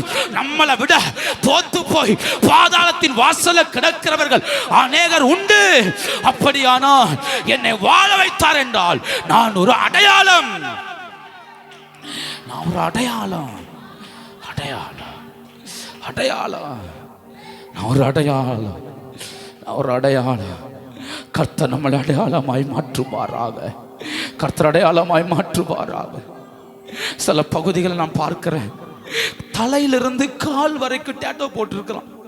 இப்ப அவனை ஆண்டவர் ரட்சித்து அவனை கர்த்தர் அபிஷேகம் பண்ணி அவனை ஃபுல்பீட்ல தூக்கி விட்டு அவனை பிரசங்கம் பண்ண வைக்கிறார். நான் என்ன ஆச்சரியப்படுகிறேன்னா, இப்ப அவனை பார்க்கிற ஒரு கூட்டம் என்ன சொல்லும்? இவனையே கர்த்தர் தொடுவாரானா? கஞ்சாவுக்கு அடிக்ட் ஆகி தன் வாழ்க்கையவே இழந்த அநேகரை கர்த்தர் ரட்சித்து சபையில கொண்டு வந்து நிறுத்துறார். ஏன்னா அவன் அடையாளம், அவன் விழுந்தது அடையாளம்.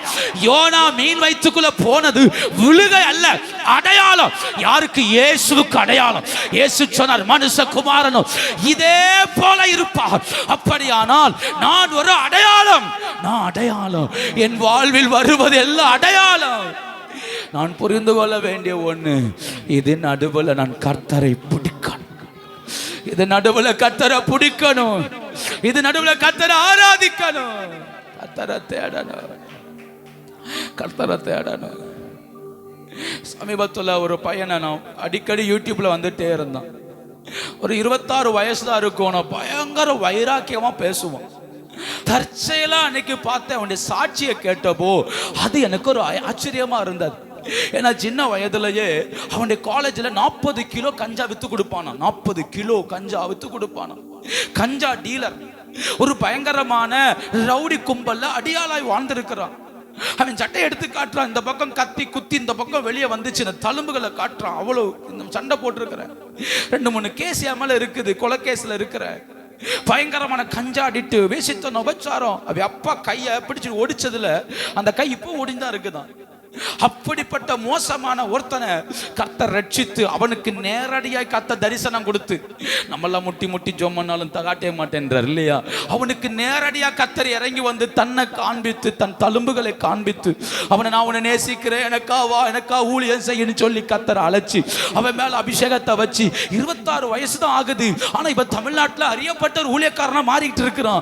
கர்த்தர் அவனை பல இடத்துல எடுத்து பயன்படுத்துறான், பல இடங்கள்ல கர்த்தர் கூட்டிட்டு போறார். நான் அப்பதான் யோசித்தேன், இவன் வைராக்கியமா பேச காரணம் இவன் விழுந்த இடம் அப்படி, இவன் உடைஞ்ச வாழ்க்கை அப்படி.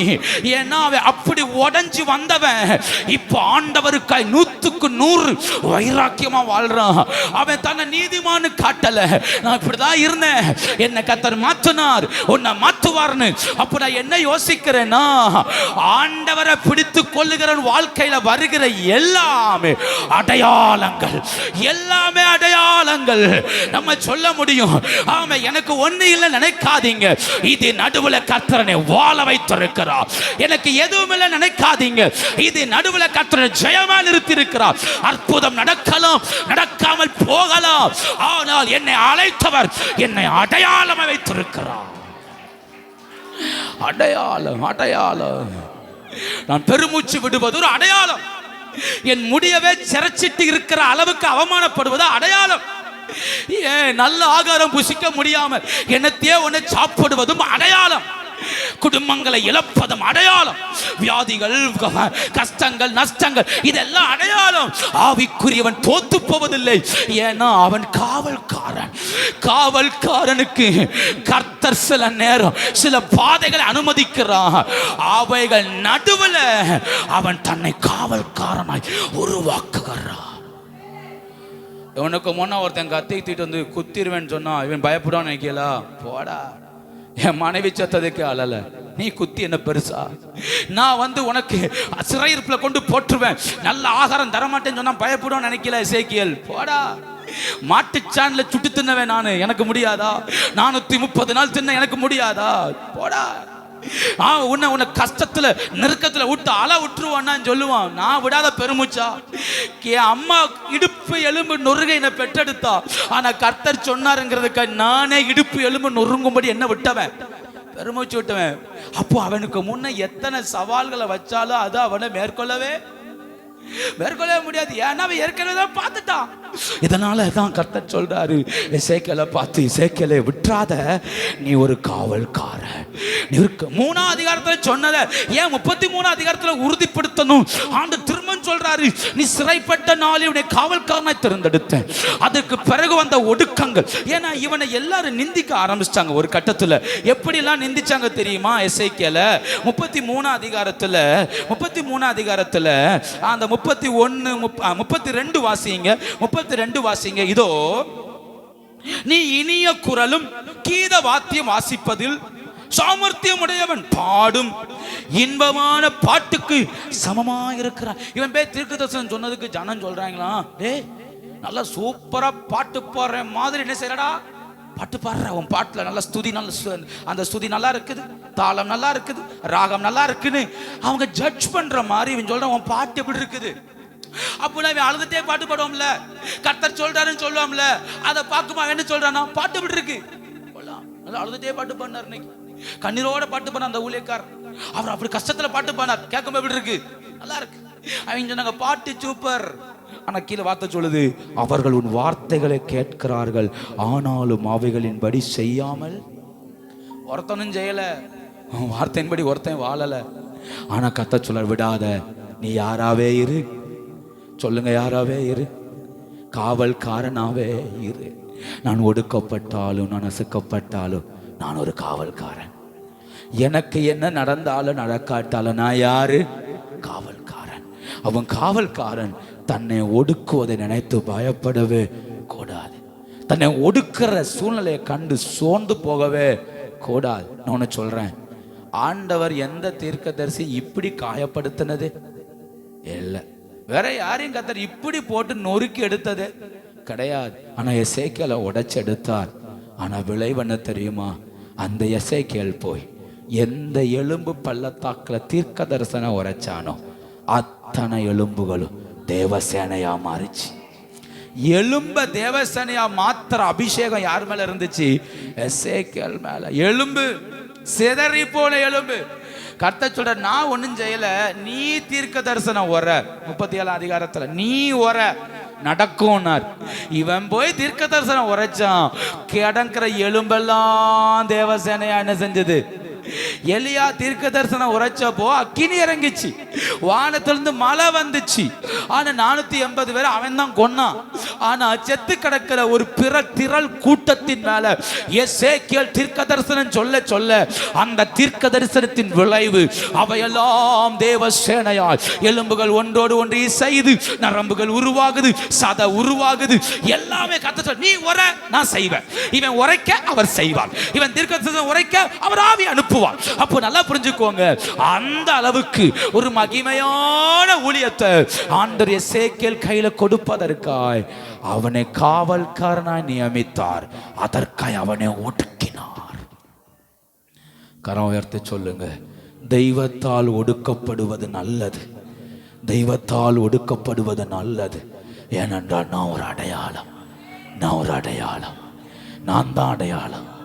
என் ஜனத்துக்கு இனி நான் தான் அடையாளம். என் பிள்ளைகளுக்கு நான் ஒரு அடையாளம். எங்க சமுதாயத்துக்கு நான் அடையாளம். என்னிலே கர்த்தர் செய்வது அடையாளம். அதை என்னிலிருந்தே செய்ய வல்லவராயிருக்கிறார். அல்லேலூயா.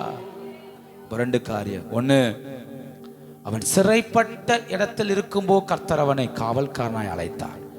அவன் சிறைப்பட்ட வாழ்வில் இருந்தாலும் நான் அவருக்கு காவல்காரனாய் மாற ஒப்பு கொடுக்கணும். ரெண்டு, தேவனே அவனை ஒடுக்கினார். ஒடுக்கத்தின் நடுவுலையும் அவன் கர்த்தரோடு நடந்தான், கர்த்தருக்கு காவல்காரனாய் இருந்தான். இந்த ரெண்டுலையும் புரிந்து கொள்ள வேண்டிய ஒண்ணு, யாரை விட்டுறக்கூடாது, யாரை விட்டுறக்கூடாது. முக்கியமானதுதான். நான் சிறைப்பட்டிருந்தாலும் யாரை விடக்கூடாது, தேவனை விடக்கூடாது. நான் ஒடுக்கப்பட்டாலும் யாரை விடக்கூடாது. அதான் விஷயம். இதை ரெண்டுல அவரை விட்டுட்டோம்னா அவர் நினைச்ச பிளான் நம்மகிட்ட என்ன செய்யாது, நடக்காம போயிடும். அப்போ ஒடுக்கப்படும் போதும் அவரை விடக்கூடாது, சிறைப்படும் போதும் அவரை விடக்கூடாது. இந்த காவல்காரனுக்கு இருக்கக்கூடிய ஒரு 3 காரியத்தை வேகமா சொல்லி நான் முடிக்கிறேன். 33ஆம் அதிகாரம் 3வது வசனம். 33ஆம் அதிகாரம் 3ஆம் வசனம். பட்டயம் வருவதை கண்டு எக்காலம் ஊதி 3 காரியம் பார்க்கணும், ஊதணும், சொல்லணும். சொல்லுங்க, பார்க்கணும், ஊதணும், சொல்லணும். இந்த 3 வார்த்தையை புரிஞ்சுக்கோங்க. எதை பார்க்கணும்? பட்டயம் வருவதை. ஜாமக்காரனுடைய கண்கள் ஒரு கூட்டம் வருவதை பார்க்கும். காவல்காரனுடைய கண்கள் அவன் கையில் என்ன இருக்கிறது என்பதை என்ன செய்யும். அதான் ஜாமக்காரனுக்கு காவல்காரனுக்கு வித்தியாசம். ஜாமக்காரன் மேல இருந்து பார்க்கும்போது ஒரு 10-30 பேர் வர்ற மாதிரி இருக்கு அப்படிமா. ஆனா காவல்காரனுக்கு அவன் என்ன ஆயுதம் கொண்டு வரான்னு என்ன செய்யும் தெரியும். அப்போ காவல்காரனுடைய கண்கள் எதை பார்க்கணும்னா எதிரியின் ஆயுதங்களை. எதை பார்க்கணும்? பேசுங்க, எதை பார்க்கணும்? எதை பார்க்கணும்? எதிரியின். நீங்க காவல்காரனா இருந்தா எதை தான் பார்க்கணும்? எதிரியின். அவன் எதை வச்சு தாக்குறான்னு பாருங்க, எதை வச்சு உங்களை மேற்கொள்ள வர்றான்னு பாருங்க, எதை வச்சு குடும்பத்தை தாக்க வரான்னு பாருங்க. வார்த்தையில தாக்க வரானா, அல்லது சண்டையினால தாக்க வரானா, தேவையில்ல வீண் பழிகள்னால தாக்க வரானா, அல்லது வியாதிகளை கொண்டு தாக்க வரானா, அல்லது கடன் பாரத்தினால் தாக்குறானா, அல்லது தேவைகளை வைத்து உங்களை தாக்குறானா, அல்லது உங்களுடைய வாய்ப்புகளை அழித்து தாக்குறானா, எந்த வழியாய் வருகிறான் என்கிறதை யாருடைய கண்கள் பார்க்கும்? அப்போ நான் காவல்காரனா என்னை ஒப்பு கொடுத்தால் கண்டிப்பா என் கண்கள் எதிராளியின் ஆயுதங்களை பார்க்கும். எதிராளி ஆயுதம் எதுன்னு தெரிஞ்சாதான் அதை எதிர்க்க நம்மளால முடியும். ஆமே, எதிராளியின் ஆயுதம் தெரியாம அதை எதிர்க்க நம்மளால முடியவே முடியாது. எதிராளியின் ஆயுதம் தெரியணும். அப்போ நான் காவல்காரன் ஆனால் கண்டிப்பா எதிராளி என்ன விதத்துல என்ன வழியில அவன் நம்மளை மேற்கொள்ளுகிறான் என்பதை கண்டுபிடிக்க முடியும். பார்வோன்ட்ட போகும்போது கர்த்தர் தெளிவா சொல்லி விட்டார், என் ஜனத்தை ஆராதிக்க போக விடு. ஏன்னா பார்வோன் எதைத்தான் போக விட மாட்டான், ஆராதிக்க போக விட மாட்டான். அதுக்கு பதிலாய் விக்கிரகத்தை வழிபடு, கண்ணுக்குட்டியை வழிபடுன்னு சொல்லி கொடுத்திருக்கிறான். அதனால இவர்களை ஆராதிக்க போக விடல. அதனால தெளிவா சொல்லி விட்டார், எதிரித்த நீ அடிக்கணும்னா ஆராதனை வச்சு அடி, ஆராதிக்க போக விடு. அப்படிதான் ஆரம்பித்தது. விட மாட்டேன் நான் 10 வாதைகளை கொடுத்தார் ஆண்டவர். அப்போ ஆயுதம் எது என்பதை கண்டுபிடித்தால் தான் மேற்கொள்ள முடியும். ராஜாவிடத்துல போகும்போது எஸ்தருக்கு ஆயுதம் எதுன்னு புரிஞ்சுது. ஆமான்னா ஆயுதம். ராஜா பிரச்சனை அல்ல, பிரச்சனை யாருதான்? ஆமானதான். இவனை தூக்கணும்னா நம்ம இடத்துல வச்சுதான் என்ன செய்ய முடியும், தூக்க முடியும் என்கிறத எஸ்தர் நன்றாக அறிந்திருந்தாள். அப்போ சாத்தானுடைய ஆயுதம் என்ன என்பதை அறிவதற்கு தான் உபவாசம், ஜெபம், தேவனோட நிற்கிற அனுபவங்கள். எதற்கு? சாத்தானுடைய ஆயுதம் என்ன என்பதை கண்டுபிடிப்பதற்கு இல்லையா இந்த கால வேளையில. அப்போ காவல்காரனுடைய கண்கள் எதை பார்க்கணும்? சாத்தானுடைய ஆயுதங்களை பார்க்கணும். ரெண்டாவது ஊதணும். எதை ஊதணும் சொல்லுங்க, எதை ஊதணும்? எசாயா 58 அதிகாரம், எசாயா 58 அதிகாரம் 1 வசனம். சத்தமிட்டு கூப்பிடு, அடக்கி கொள்ளாத, எக்காலத்தை போல சத்தத்தை என்ன செய். பட்டயம் வருவதை பார்த்துட்டு சும்மா இருக்காத, சத்தம் போட்டு கூப்பிடுங்கிறார். பட்டயம் வருது, பிரச்சனை வருது, இப்படி ஒரு சொப்பனம் பார்த்தேன், இப்படி ஒரு காரியம் பார்த்தேன்னு சொல்லிட்டு சும்மா இருக்காத, கூப்பிடுங்கிறார். பட்டயத்தை பார்த்தாச்சுன்னா காவல்காரன் அடுத்து எதை தூக்கி ஊதிடணும்? எதை ஊதணும்? எக்காலத்தை தூக்கி என்ன செய்யணும்? ஊதணும். காதுக்குள்ள ஊதணும், பிள்ளைகிட்ட சொல்லணும், வீட்டுல சொல்லணும், பேசணும். கர்த்தர் எச்சரிக்கிறார், கர்த்தர் சொல்றார், கர்த்தர் அப்படி செய்ய சொல்றாரு அப்படிங்கறத ஊதிடணும். ஊதாம இருக்கிறது அல்ல. காவல்காரன் எதிரியின் ஆயுதங்களை கண்டு தன் ஜனத்தை எச்சரித்து ஆகணும். அதான் ஏசாயால சொல்றாரு, சத்தமிட்டு கூப்பிடு, அடக்கிறாத. சத்தமா கூப்பிடு, அடக்கிறாத. உன் சத்தத்தை எக்காலத்தை போல என்ன செஞ்சிரு? உயர்த்தற. அப்போ பார்க்கணும், பார்த்தது என்ன செஞ்சிடணும்? அறிவிக்கணும், ஊதிரணும். மூணாவது ஊதிட்டு விடக்கூடாது, எச்சரிக்கணும். இந்த வார்த்தை பாருங்க, ஜனத்தை எச்சரிக்கணும். 33 அதிகாரம் 3 வசனத்தின் கீழ்ப்பகுதி. ஜனத்தை நான் ஒன்று சொல்லட்டுமா? நம்மகிட்ட ஆண்டவர் ஒரு விஷயம் தான் காட்டுவார், அதை வச்சுக்கிட்டு நம்ம தொடர்ந்து என்ன செய்யணும்? கோலம் போடும்போது ஒரு புள்ளி வைக்கும் போது நமக்கு ஒரு பிளான் தெரியும், இப்படிதான் போட போறோம்னு. அதை வச்சுக்கிட்டே கோலத்தை என்ன செய்யணும்? எடுத்து கொண்டு போகணும். கர்த்தர் ஒரு தரிசனத்தை காட்டினார்னா அதுக்கப்புறம் அதை வச்சு சொல்லணும், ஆண்டவர் காட்டினார், இது காட்டினது எனக்கு, அதை காட்டலையே, இதை காட்டலையே நினைக்க கூடாது. நம்ம நிறைய நேரம் பண்ற தவறு. சில சொல்லுவாங்க, கர்த்தர் நேர்ல வந்து என்கிட்ட சொன்னதுக்கு பிறகு நான் என்ன செஞ்சுக்கிறேன், மாத்திக்கிறேன் பாவ. சாவு வரைக்கும் கர்த்தர் நேர்ல என்ன செய்ய மாட்டார், அதுக்கு வரவே மாட்டார். விடுனா விட மாட்டேனும். அது சொல்ல, கர்த்தர் சொல்லட்டேன், கர்த்தர் ஊழியத்துக்கு கூப்பிடட்டும், கர்த்தர் வந்து நகையை விட சொல்லட்டும், கர்த்தர் வந்து வெள்ளை ட்ரெஸ் போட சொல்லட்டும், கர்த்தர் வந்து ஞானஸ்நானம் எடுக்க சொல்லட்டும், கர்த்தர் வந்து சொல்லட்டும். எல்லாமே யாரும் சொல்லணும்? இவருக்கு யார் சொல்லணும்? கர்த்தர் சொல்லணும். ஆனா இவர் பூமியில பண்ற அத்தனை வேலைக்கு யார்கிட்ட கேட்க மாட்டாரு. கர்த்தர்ட்ட கேட்டா செய்யறோம் நம்ம இல்லையா? ஒன்னே யார்கிட்ட கேட்கறது இல்ல, கர்த்தர்ட்ட கேட்கறது இல்ல. ஆனா சொல்லு, கர்த்தர் சொல்லட்டும், கர்த்தர் சொன்னா பாப்போம், கர்த்தர் சொன்னா வரேன், கர்த்தர் சொன்னா இல்ல. கர்த்தர் சில நேரம் சில காரியத்தை முன்ன வச்சு சொல்லுவார், நம்மகிட்ட பேசுவார், நம்மகிட்ட ஒரு காரியத்தை கர்த்தர் காண்பித்து கொடுப்பார். அதை வைத்து A to Z புரிந்து கொள்ளணும். இவன் சொல்றாரு, கர்த்தர் சொல்றாரு, எக்காலத்தை ஊதிட்டு விட்டுறாத, போய் எச்சரி. அவன் பட்டயத்தை தூக்கிட்டு வாரான், தலையை வெட்டிடுவான், காலை வெட்டிடுவான், கையை வெட்டிடுவான், பிள்ளைகளை வெட்டிடுவான், ஆடு மாடை வெட்டிடுவான், வீட்டை இடிச்சிருவான், குடும்பத்தில் தீ கொளுத்திடுவான், ஒன்னு ஒண்ணுலாம் ஆக்கிடுவான். இப்படி எல்லாம் போய் என்ன செய்? இதுக்கு பேர் தான் என்னது? எச்சரிக்கிறது. கர்த்தர் காட்டலையே நினைக்க கூடாது. கர்த்தர் ஒரு காரியத்தை காட்டும் போது ஆட்டோமேட்டிக்கா வீட்டை என்ன செய்யணும்? என்ன செய்யறிய? போன் யூஸ் பண்றீங்களா? வீட்டுல டிவி ஓடுதா? படிக்கலையா? ஜோம் பண்ணலையா? வீட்டுல குடும்ப ஜெபம் இல்லையா? இதெல்லாம் வரும், வீட்டுக்குள்ள அந்த நஷ்டம் வரும், குழப்பம் வரும். இப்படி என்ன செய்யணும்? இது சாபம் அல்ல. இதுக்கு பேர் என்னது? ஒழுங்கா படிக்கல, ஒழுங்கா இல்லைன்னா வாழ்க்கையில் நஷ்டம் அடைவ, விழுந்துருவ, எழும மாட்ட, படிக்க முடியாது, உனக்கு ஒண்ணும் இல்லாம போயிரும். இதுக்கு பேரு சாபம் அல்ல. இதுக்கு பேர் என்னது? சாபம் என்ன தெரியுமா? நல்லா இருக்கும் போது நீ வழங்க மாட்ட, நாசமா போயிருவ. அதுக்கு பேர் தான் என்னது? அதுக்கு சண்டையில வரும் பத்தில, அதுக்கு பேர் சாபம். எச்சரிக்கிறது பேர் சாபம் கிடையாது. இப்படி இருந்தா எங்க போய் தான் முடியும்? இங்க போய் தான் முடியும். அதனால எச்சரிக்க வேண்டிய நேரத்துல சத்தமா என்ன செய்யணும்?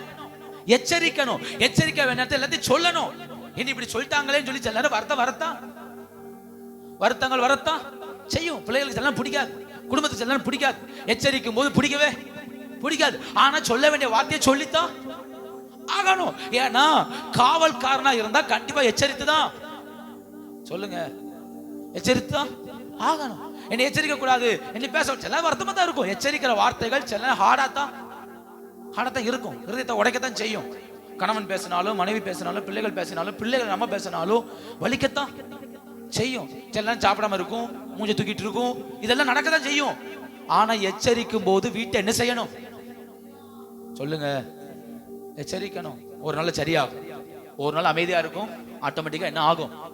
சரியாகும். மறுபடியும் அந்த ரூல்ஸ்குள்ள வரும், அந்த அனுபவத்துக்குள்ள வரும். அப்ப எச்சரிக்க வேண்டிய நேரத்துல எச்சரிக்காம விட்டுட்டா நான் காவல்காரன் அல்ல. கர்த்தர் என்ன சொல்ற தெரியுமா? 4ஆம் வசனத்தை வாசிங்க. எக்காலத்தின் சத்தத்தை கேட்கிறவன் அதை கேட்டும் எச்சரிக்கையா இராமல் பட்டய வந்து அவனை வாரிக்கொள்ளுகிறது உண்டானால் அவனுடைய இரத்த பலி அவன் தலையின் மேல. நீ சொல்ல வேண்டியதை சொல்லிரு, எச்சரிக்க வேண்டியதை எச்சரிச்சிரு. அவன் கேட்காம அவன் அதன்படி வாழாம போய் அவனுக்கு பட்டயம் வந்து அவன் வாழ்க்கை தோத்து போனா நீ ஒன்னும் குழப்பம் இல்லை.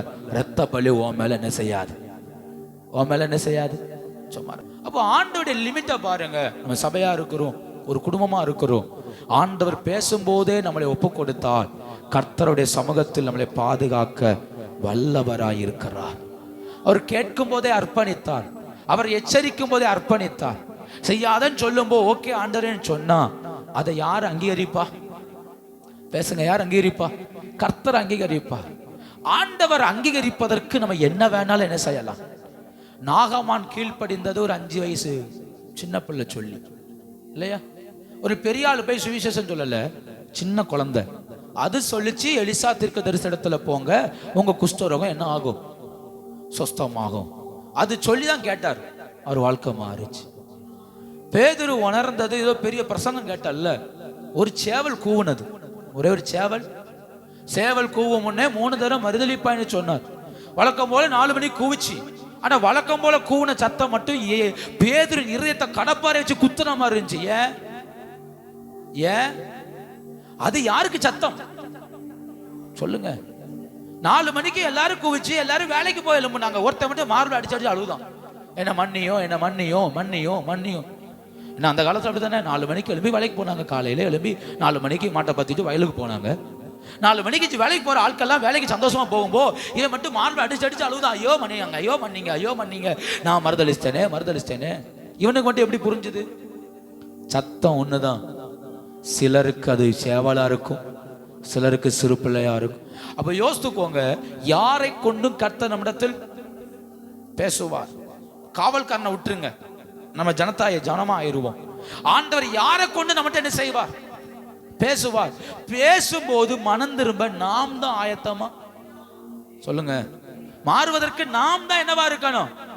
12ஆம் வசனத்தை பாருங்க. 12ஆம் வசனத்தை, மனுபுத்திரனே நீ உன் ஜனத்தின் புத்திரை நோக்கி நீதிமான் துரோகம் பண்ணுகிற நாளிலே அவனுடைய நீதி அவனை தப்புவிப்பதில்லை.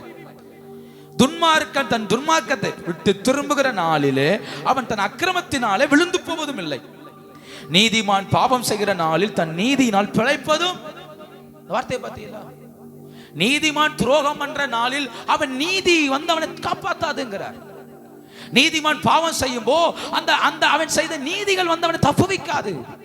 ஆனா அதே நேரம் துன்மார்க்கன் மனம் திரும்பினா அவன் அக்கிரமத்துல சாக மாட்டான், கர்த்தர் அவனை வாழ வைப்பாருங்கிறார். அப்ப மனம் திரும்புகிறவன அவர் என்ன செய்வார்?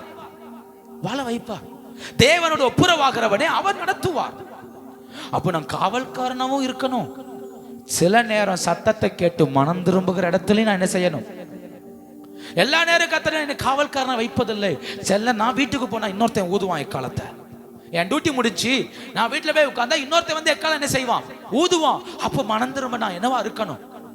ஆயத்தமா இருக்கணும். அப்ப நான் காவல்காரனமும் இருக்கணும், ஊதுவதற்கு நானும் ஆயத்தமா இருக்கணும். இன்னொருத்தன் ஊதும் போது சத்தத்தை கேட்டு மனம் திரும்புவதற்கு நான் என்னவா இருக்கணும்? ஆயத்தமா இருக்கணும். நெகேமியா சொல்லும்போது சொன்னார், ஆங்காங்கே அலங்கத்தை கட்டினாங்க. அவர் சொன்னார், எந்த பக்கம் இருந்து எக்கால சத்தம் கேட்குதோ எல்லாரும் அங்க வந்துடணும். எல்லாரும் அங்கங்கதான் வேலை செஞ்சாங்க. எங்க பிரச்சனையோ அங்க எல்லாரும் கூடினார்கள். அப்ப ஏன்ட்ட எக்கால இருக்கு, நான் தான் ஊதுவேன் நிக்கல. எங்க ஊதப்பட்டதோ அங்க எல்லாரும் கூடினார்கள், பிரச்சனைகளை சரி செய்தார்கள். அப்ப ஆண்டவர் என்ன இந்த கால வேளையில ஒரு காவல்காரனை அழைத்திருக்கிறார். காவல்காரன் சிறைப்பட்ட நடுவிலையும் அவனை கத்தர் பிரித்தெடுக்க வல்லவர். ஒடுக்கத்தின் நடுவில் அவனை அடையாளமாய் மாற்ற கத்தர் வல்லவர். அந்த காவல்காரன் பார்க்க வேண்டியது பட்டயத்தை, எதிராளின் ஆயுதத்தை. அந்த காவல்காரன் தன் சத்தத்தை உயர்த்தி வீட்டுக்குள்ள எக்கால சத்தம் போல ஊதணும். ஊதுறதோடு நிற்க கூடாது, எச்சரிக்கவும் செய்யணும். இந்த 3ஐயும் நாம் செஞ்சா நாம் தேவனுடைய காவல்காரர். அப்படி செய்வோமானால் நம்மை கொண்டு உலர்ந்த எலும்புகளையும் உயிர்ப்பிக்க கர்த்தர் வல்லவராயிருக்கிறார். உலர்ந்து போன குடும்பத்தை உயிர்ப்பிக்க கர்த்தர் வல்லவர். உலர்ந்து போன கோலை உயிர்ப்பிக்க வல்லவர். நான் யார்?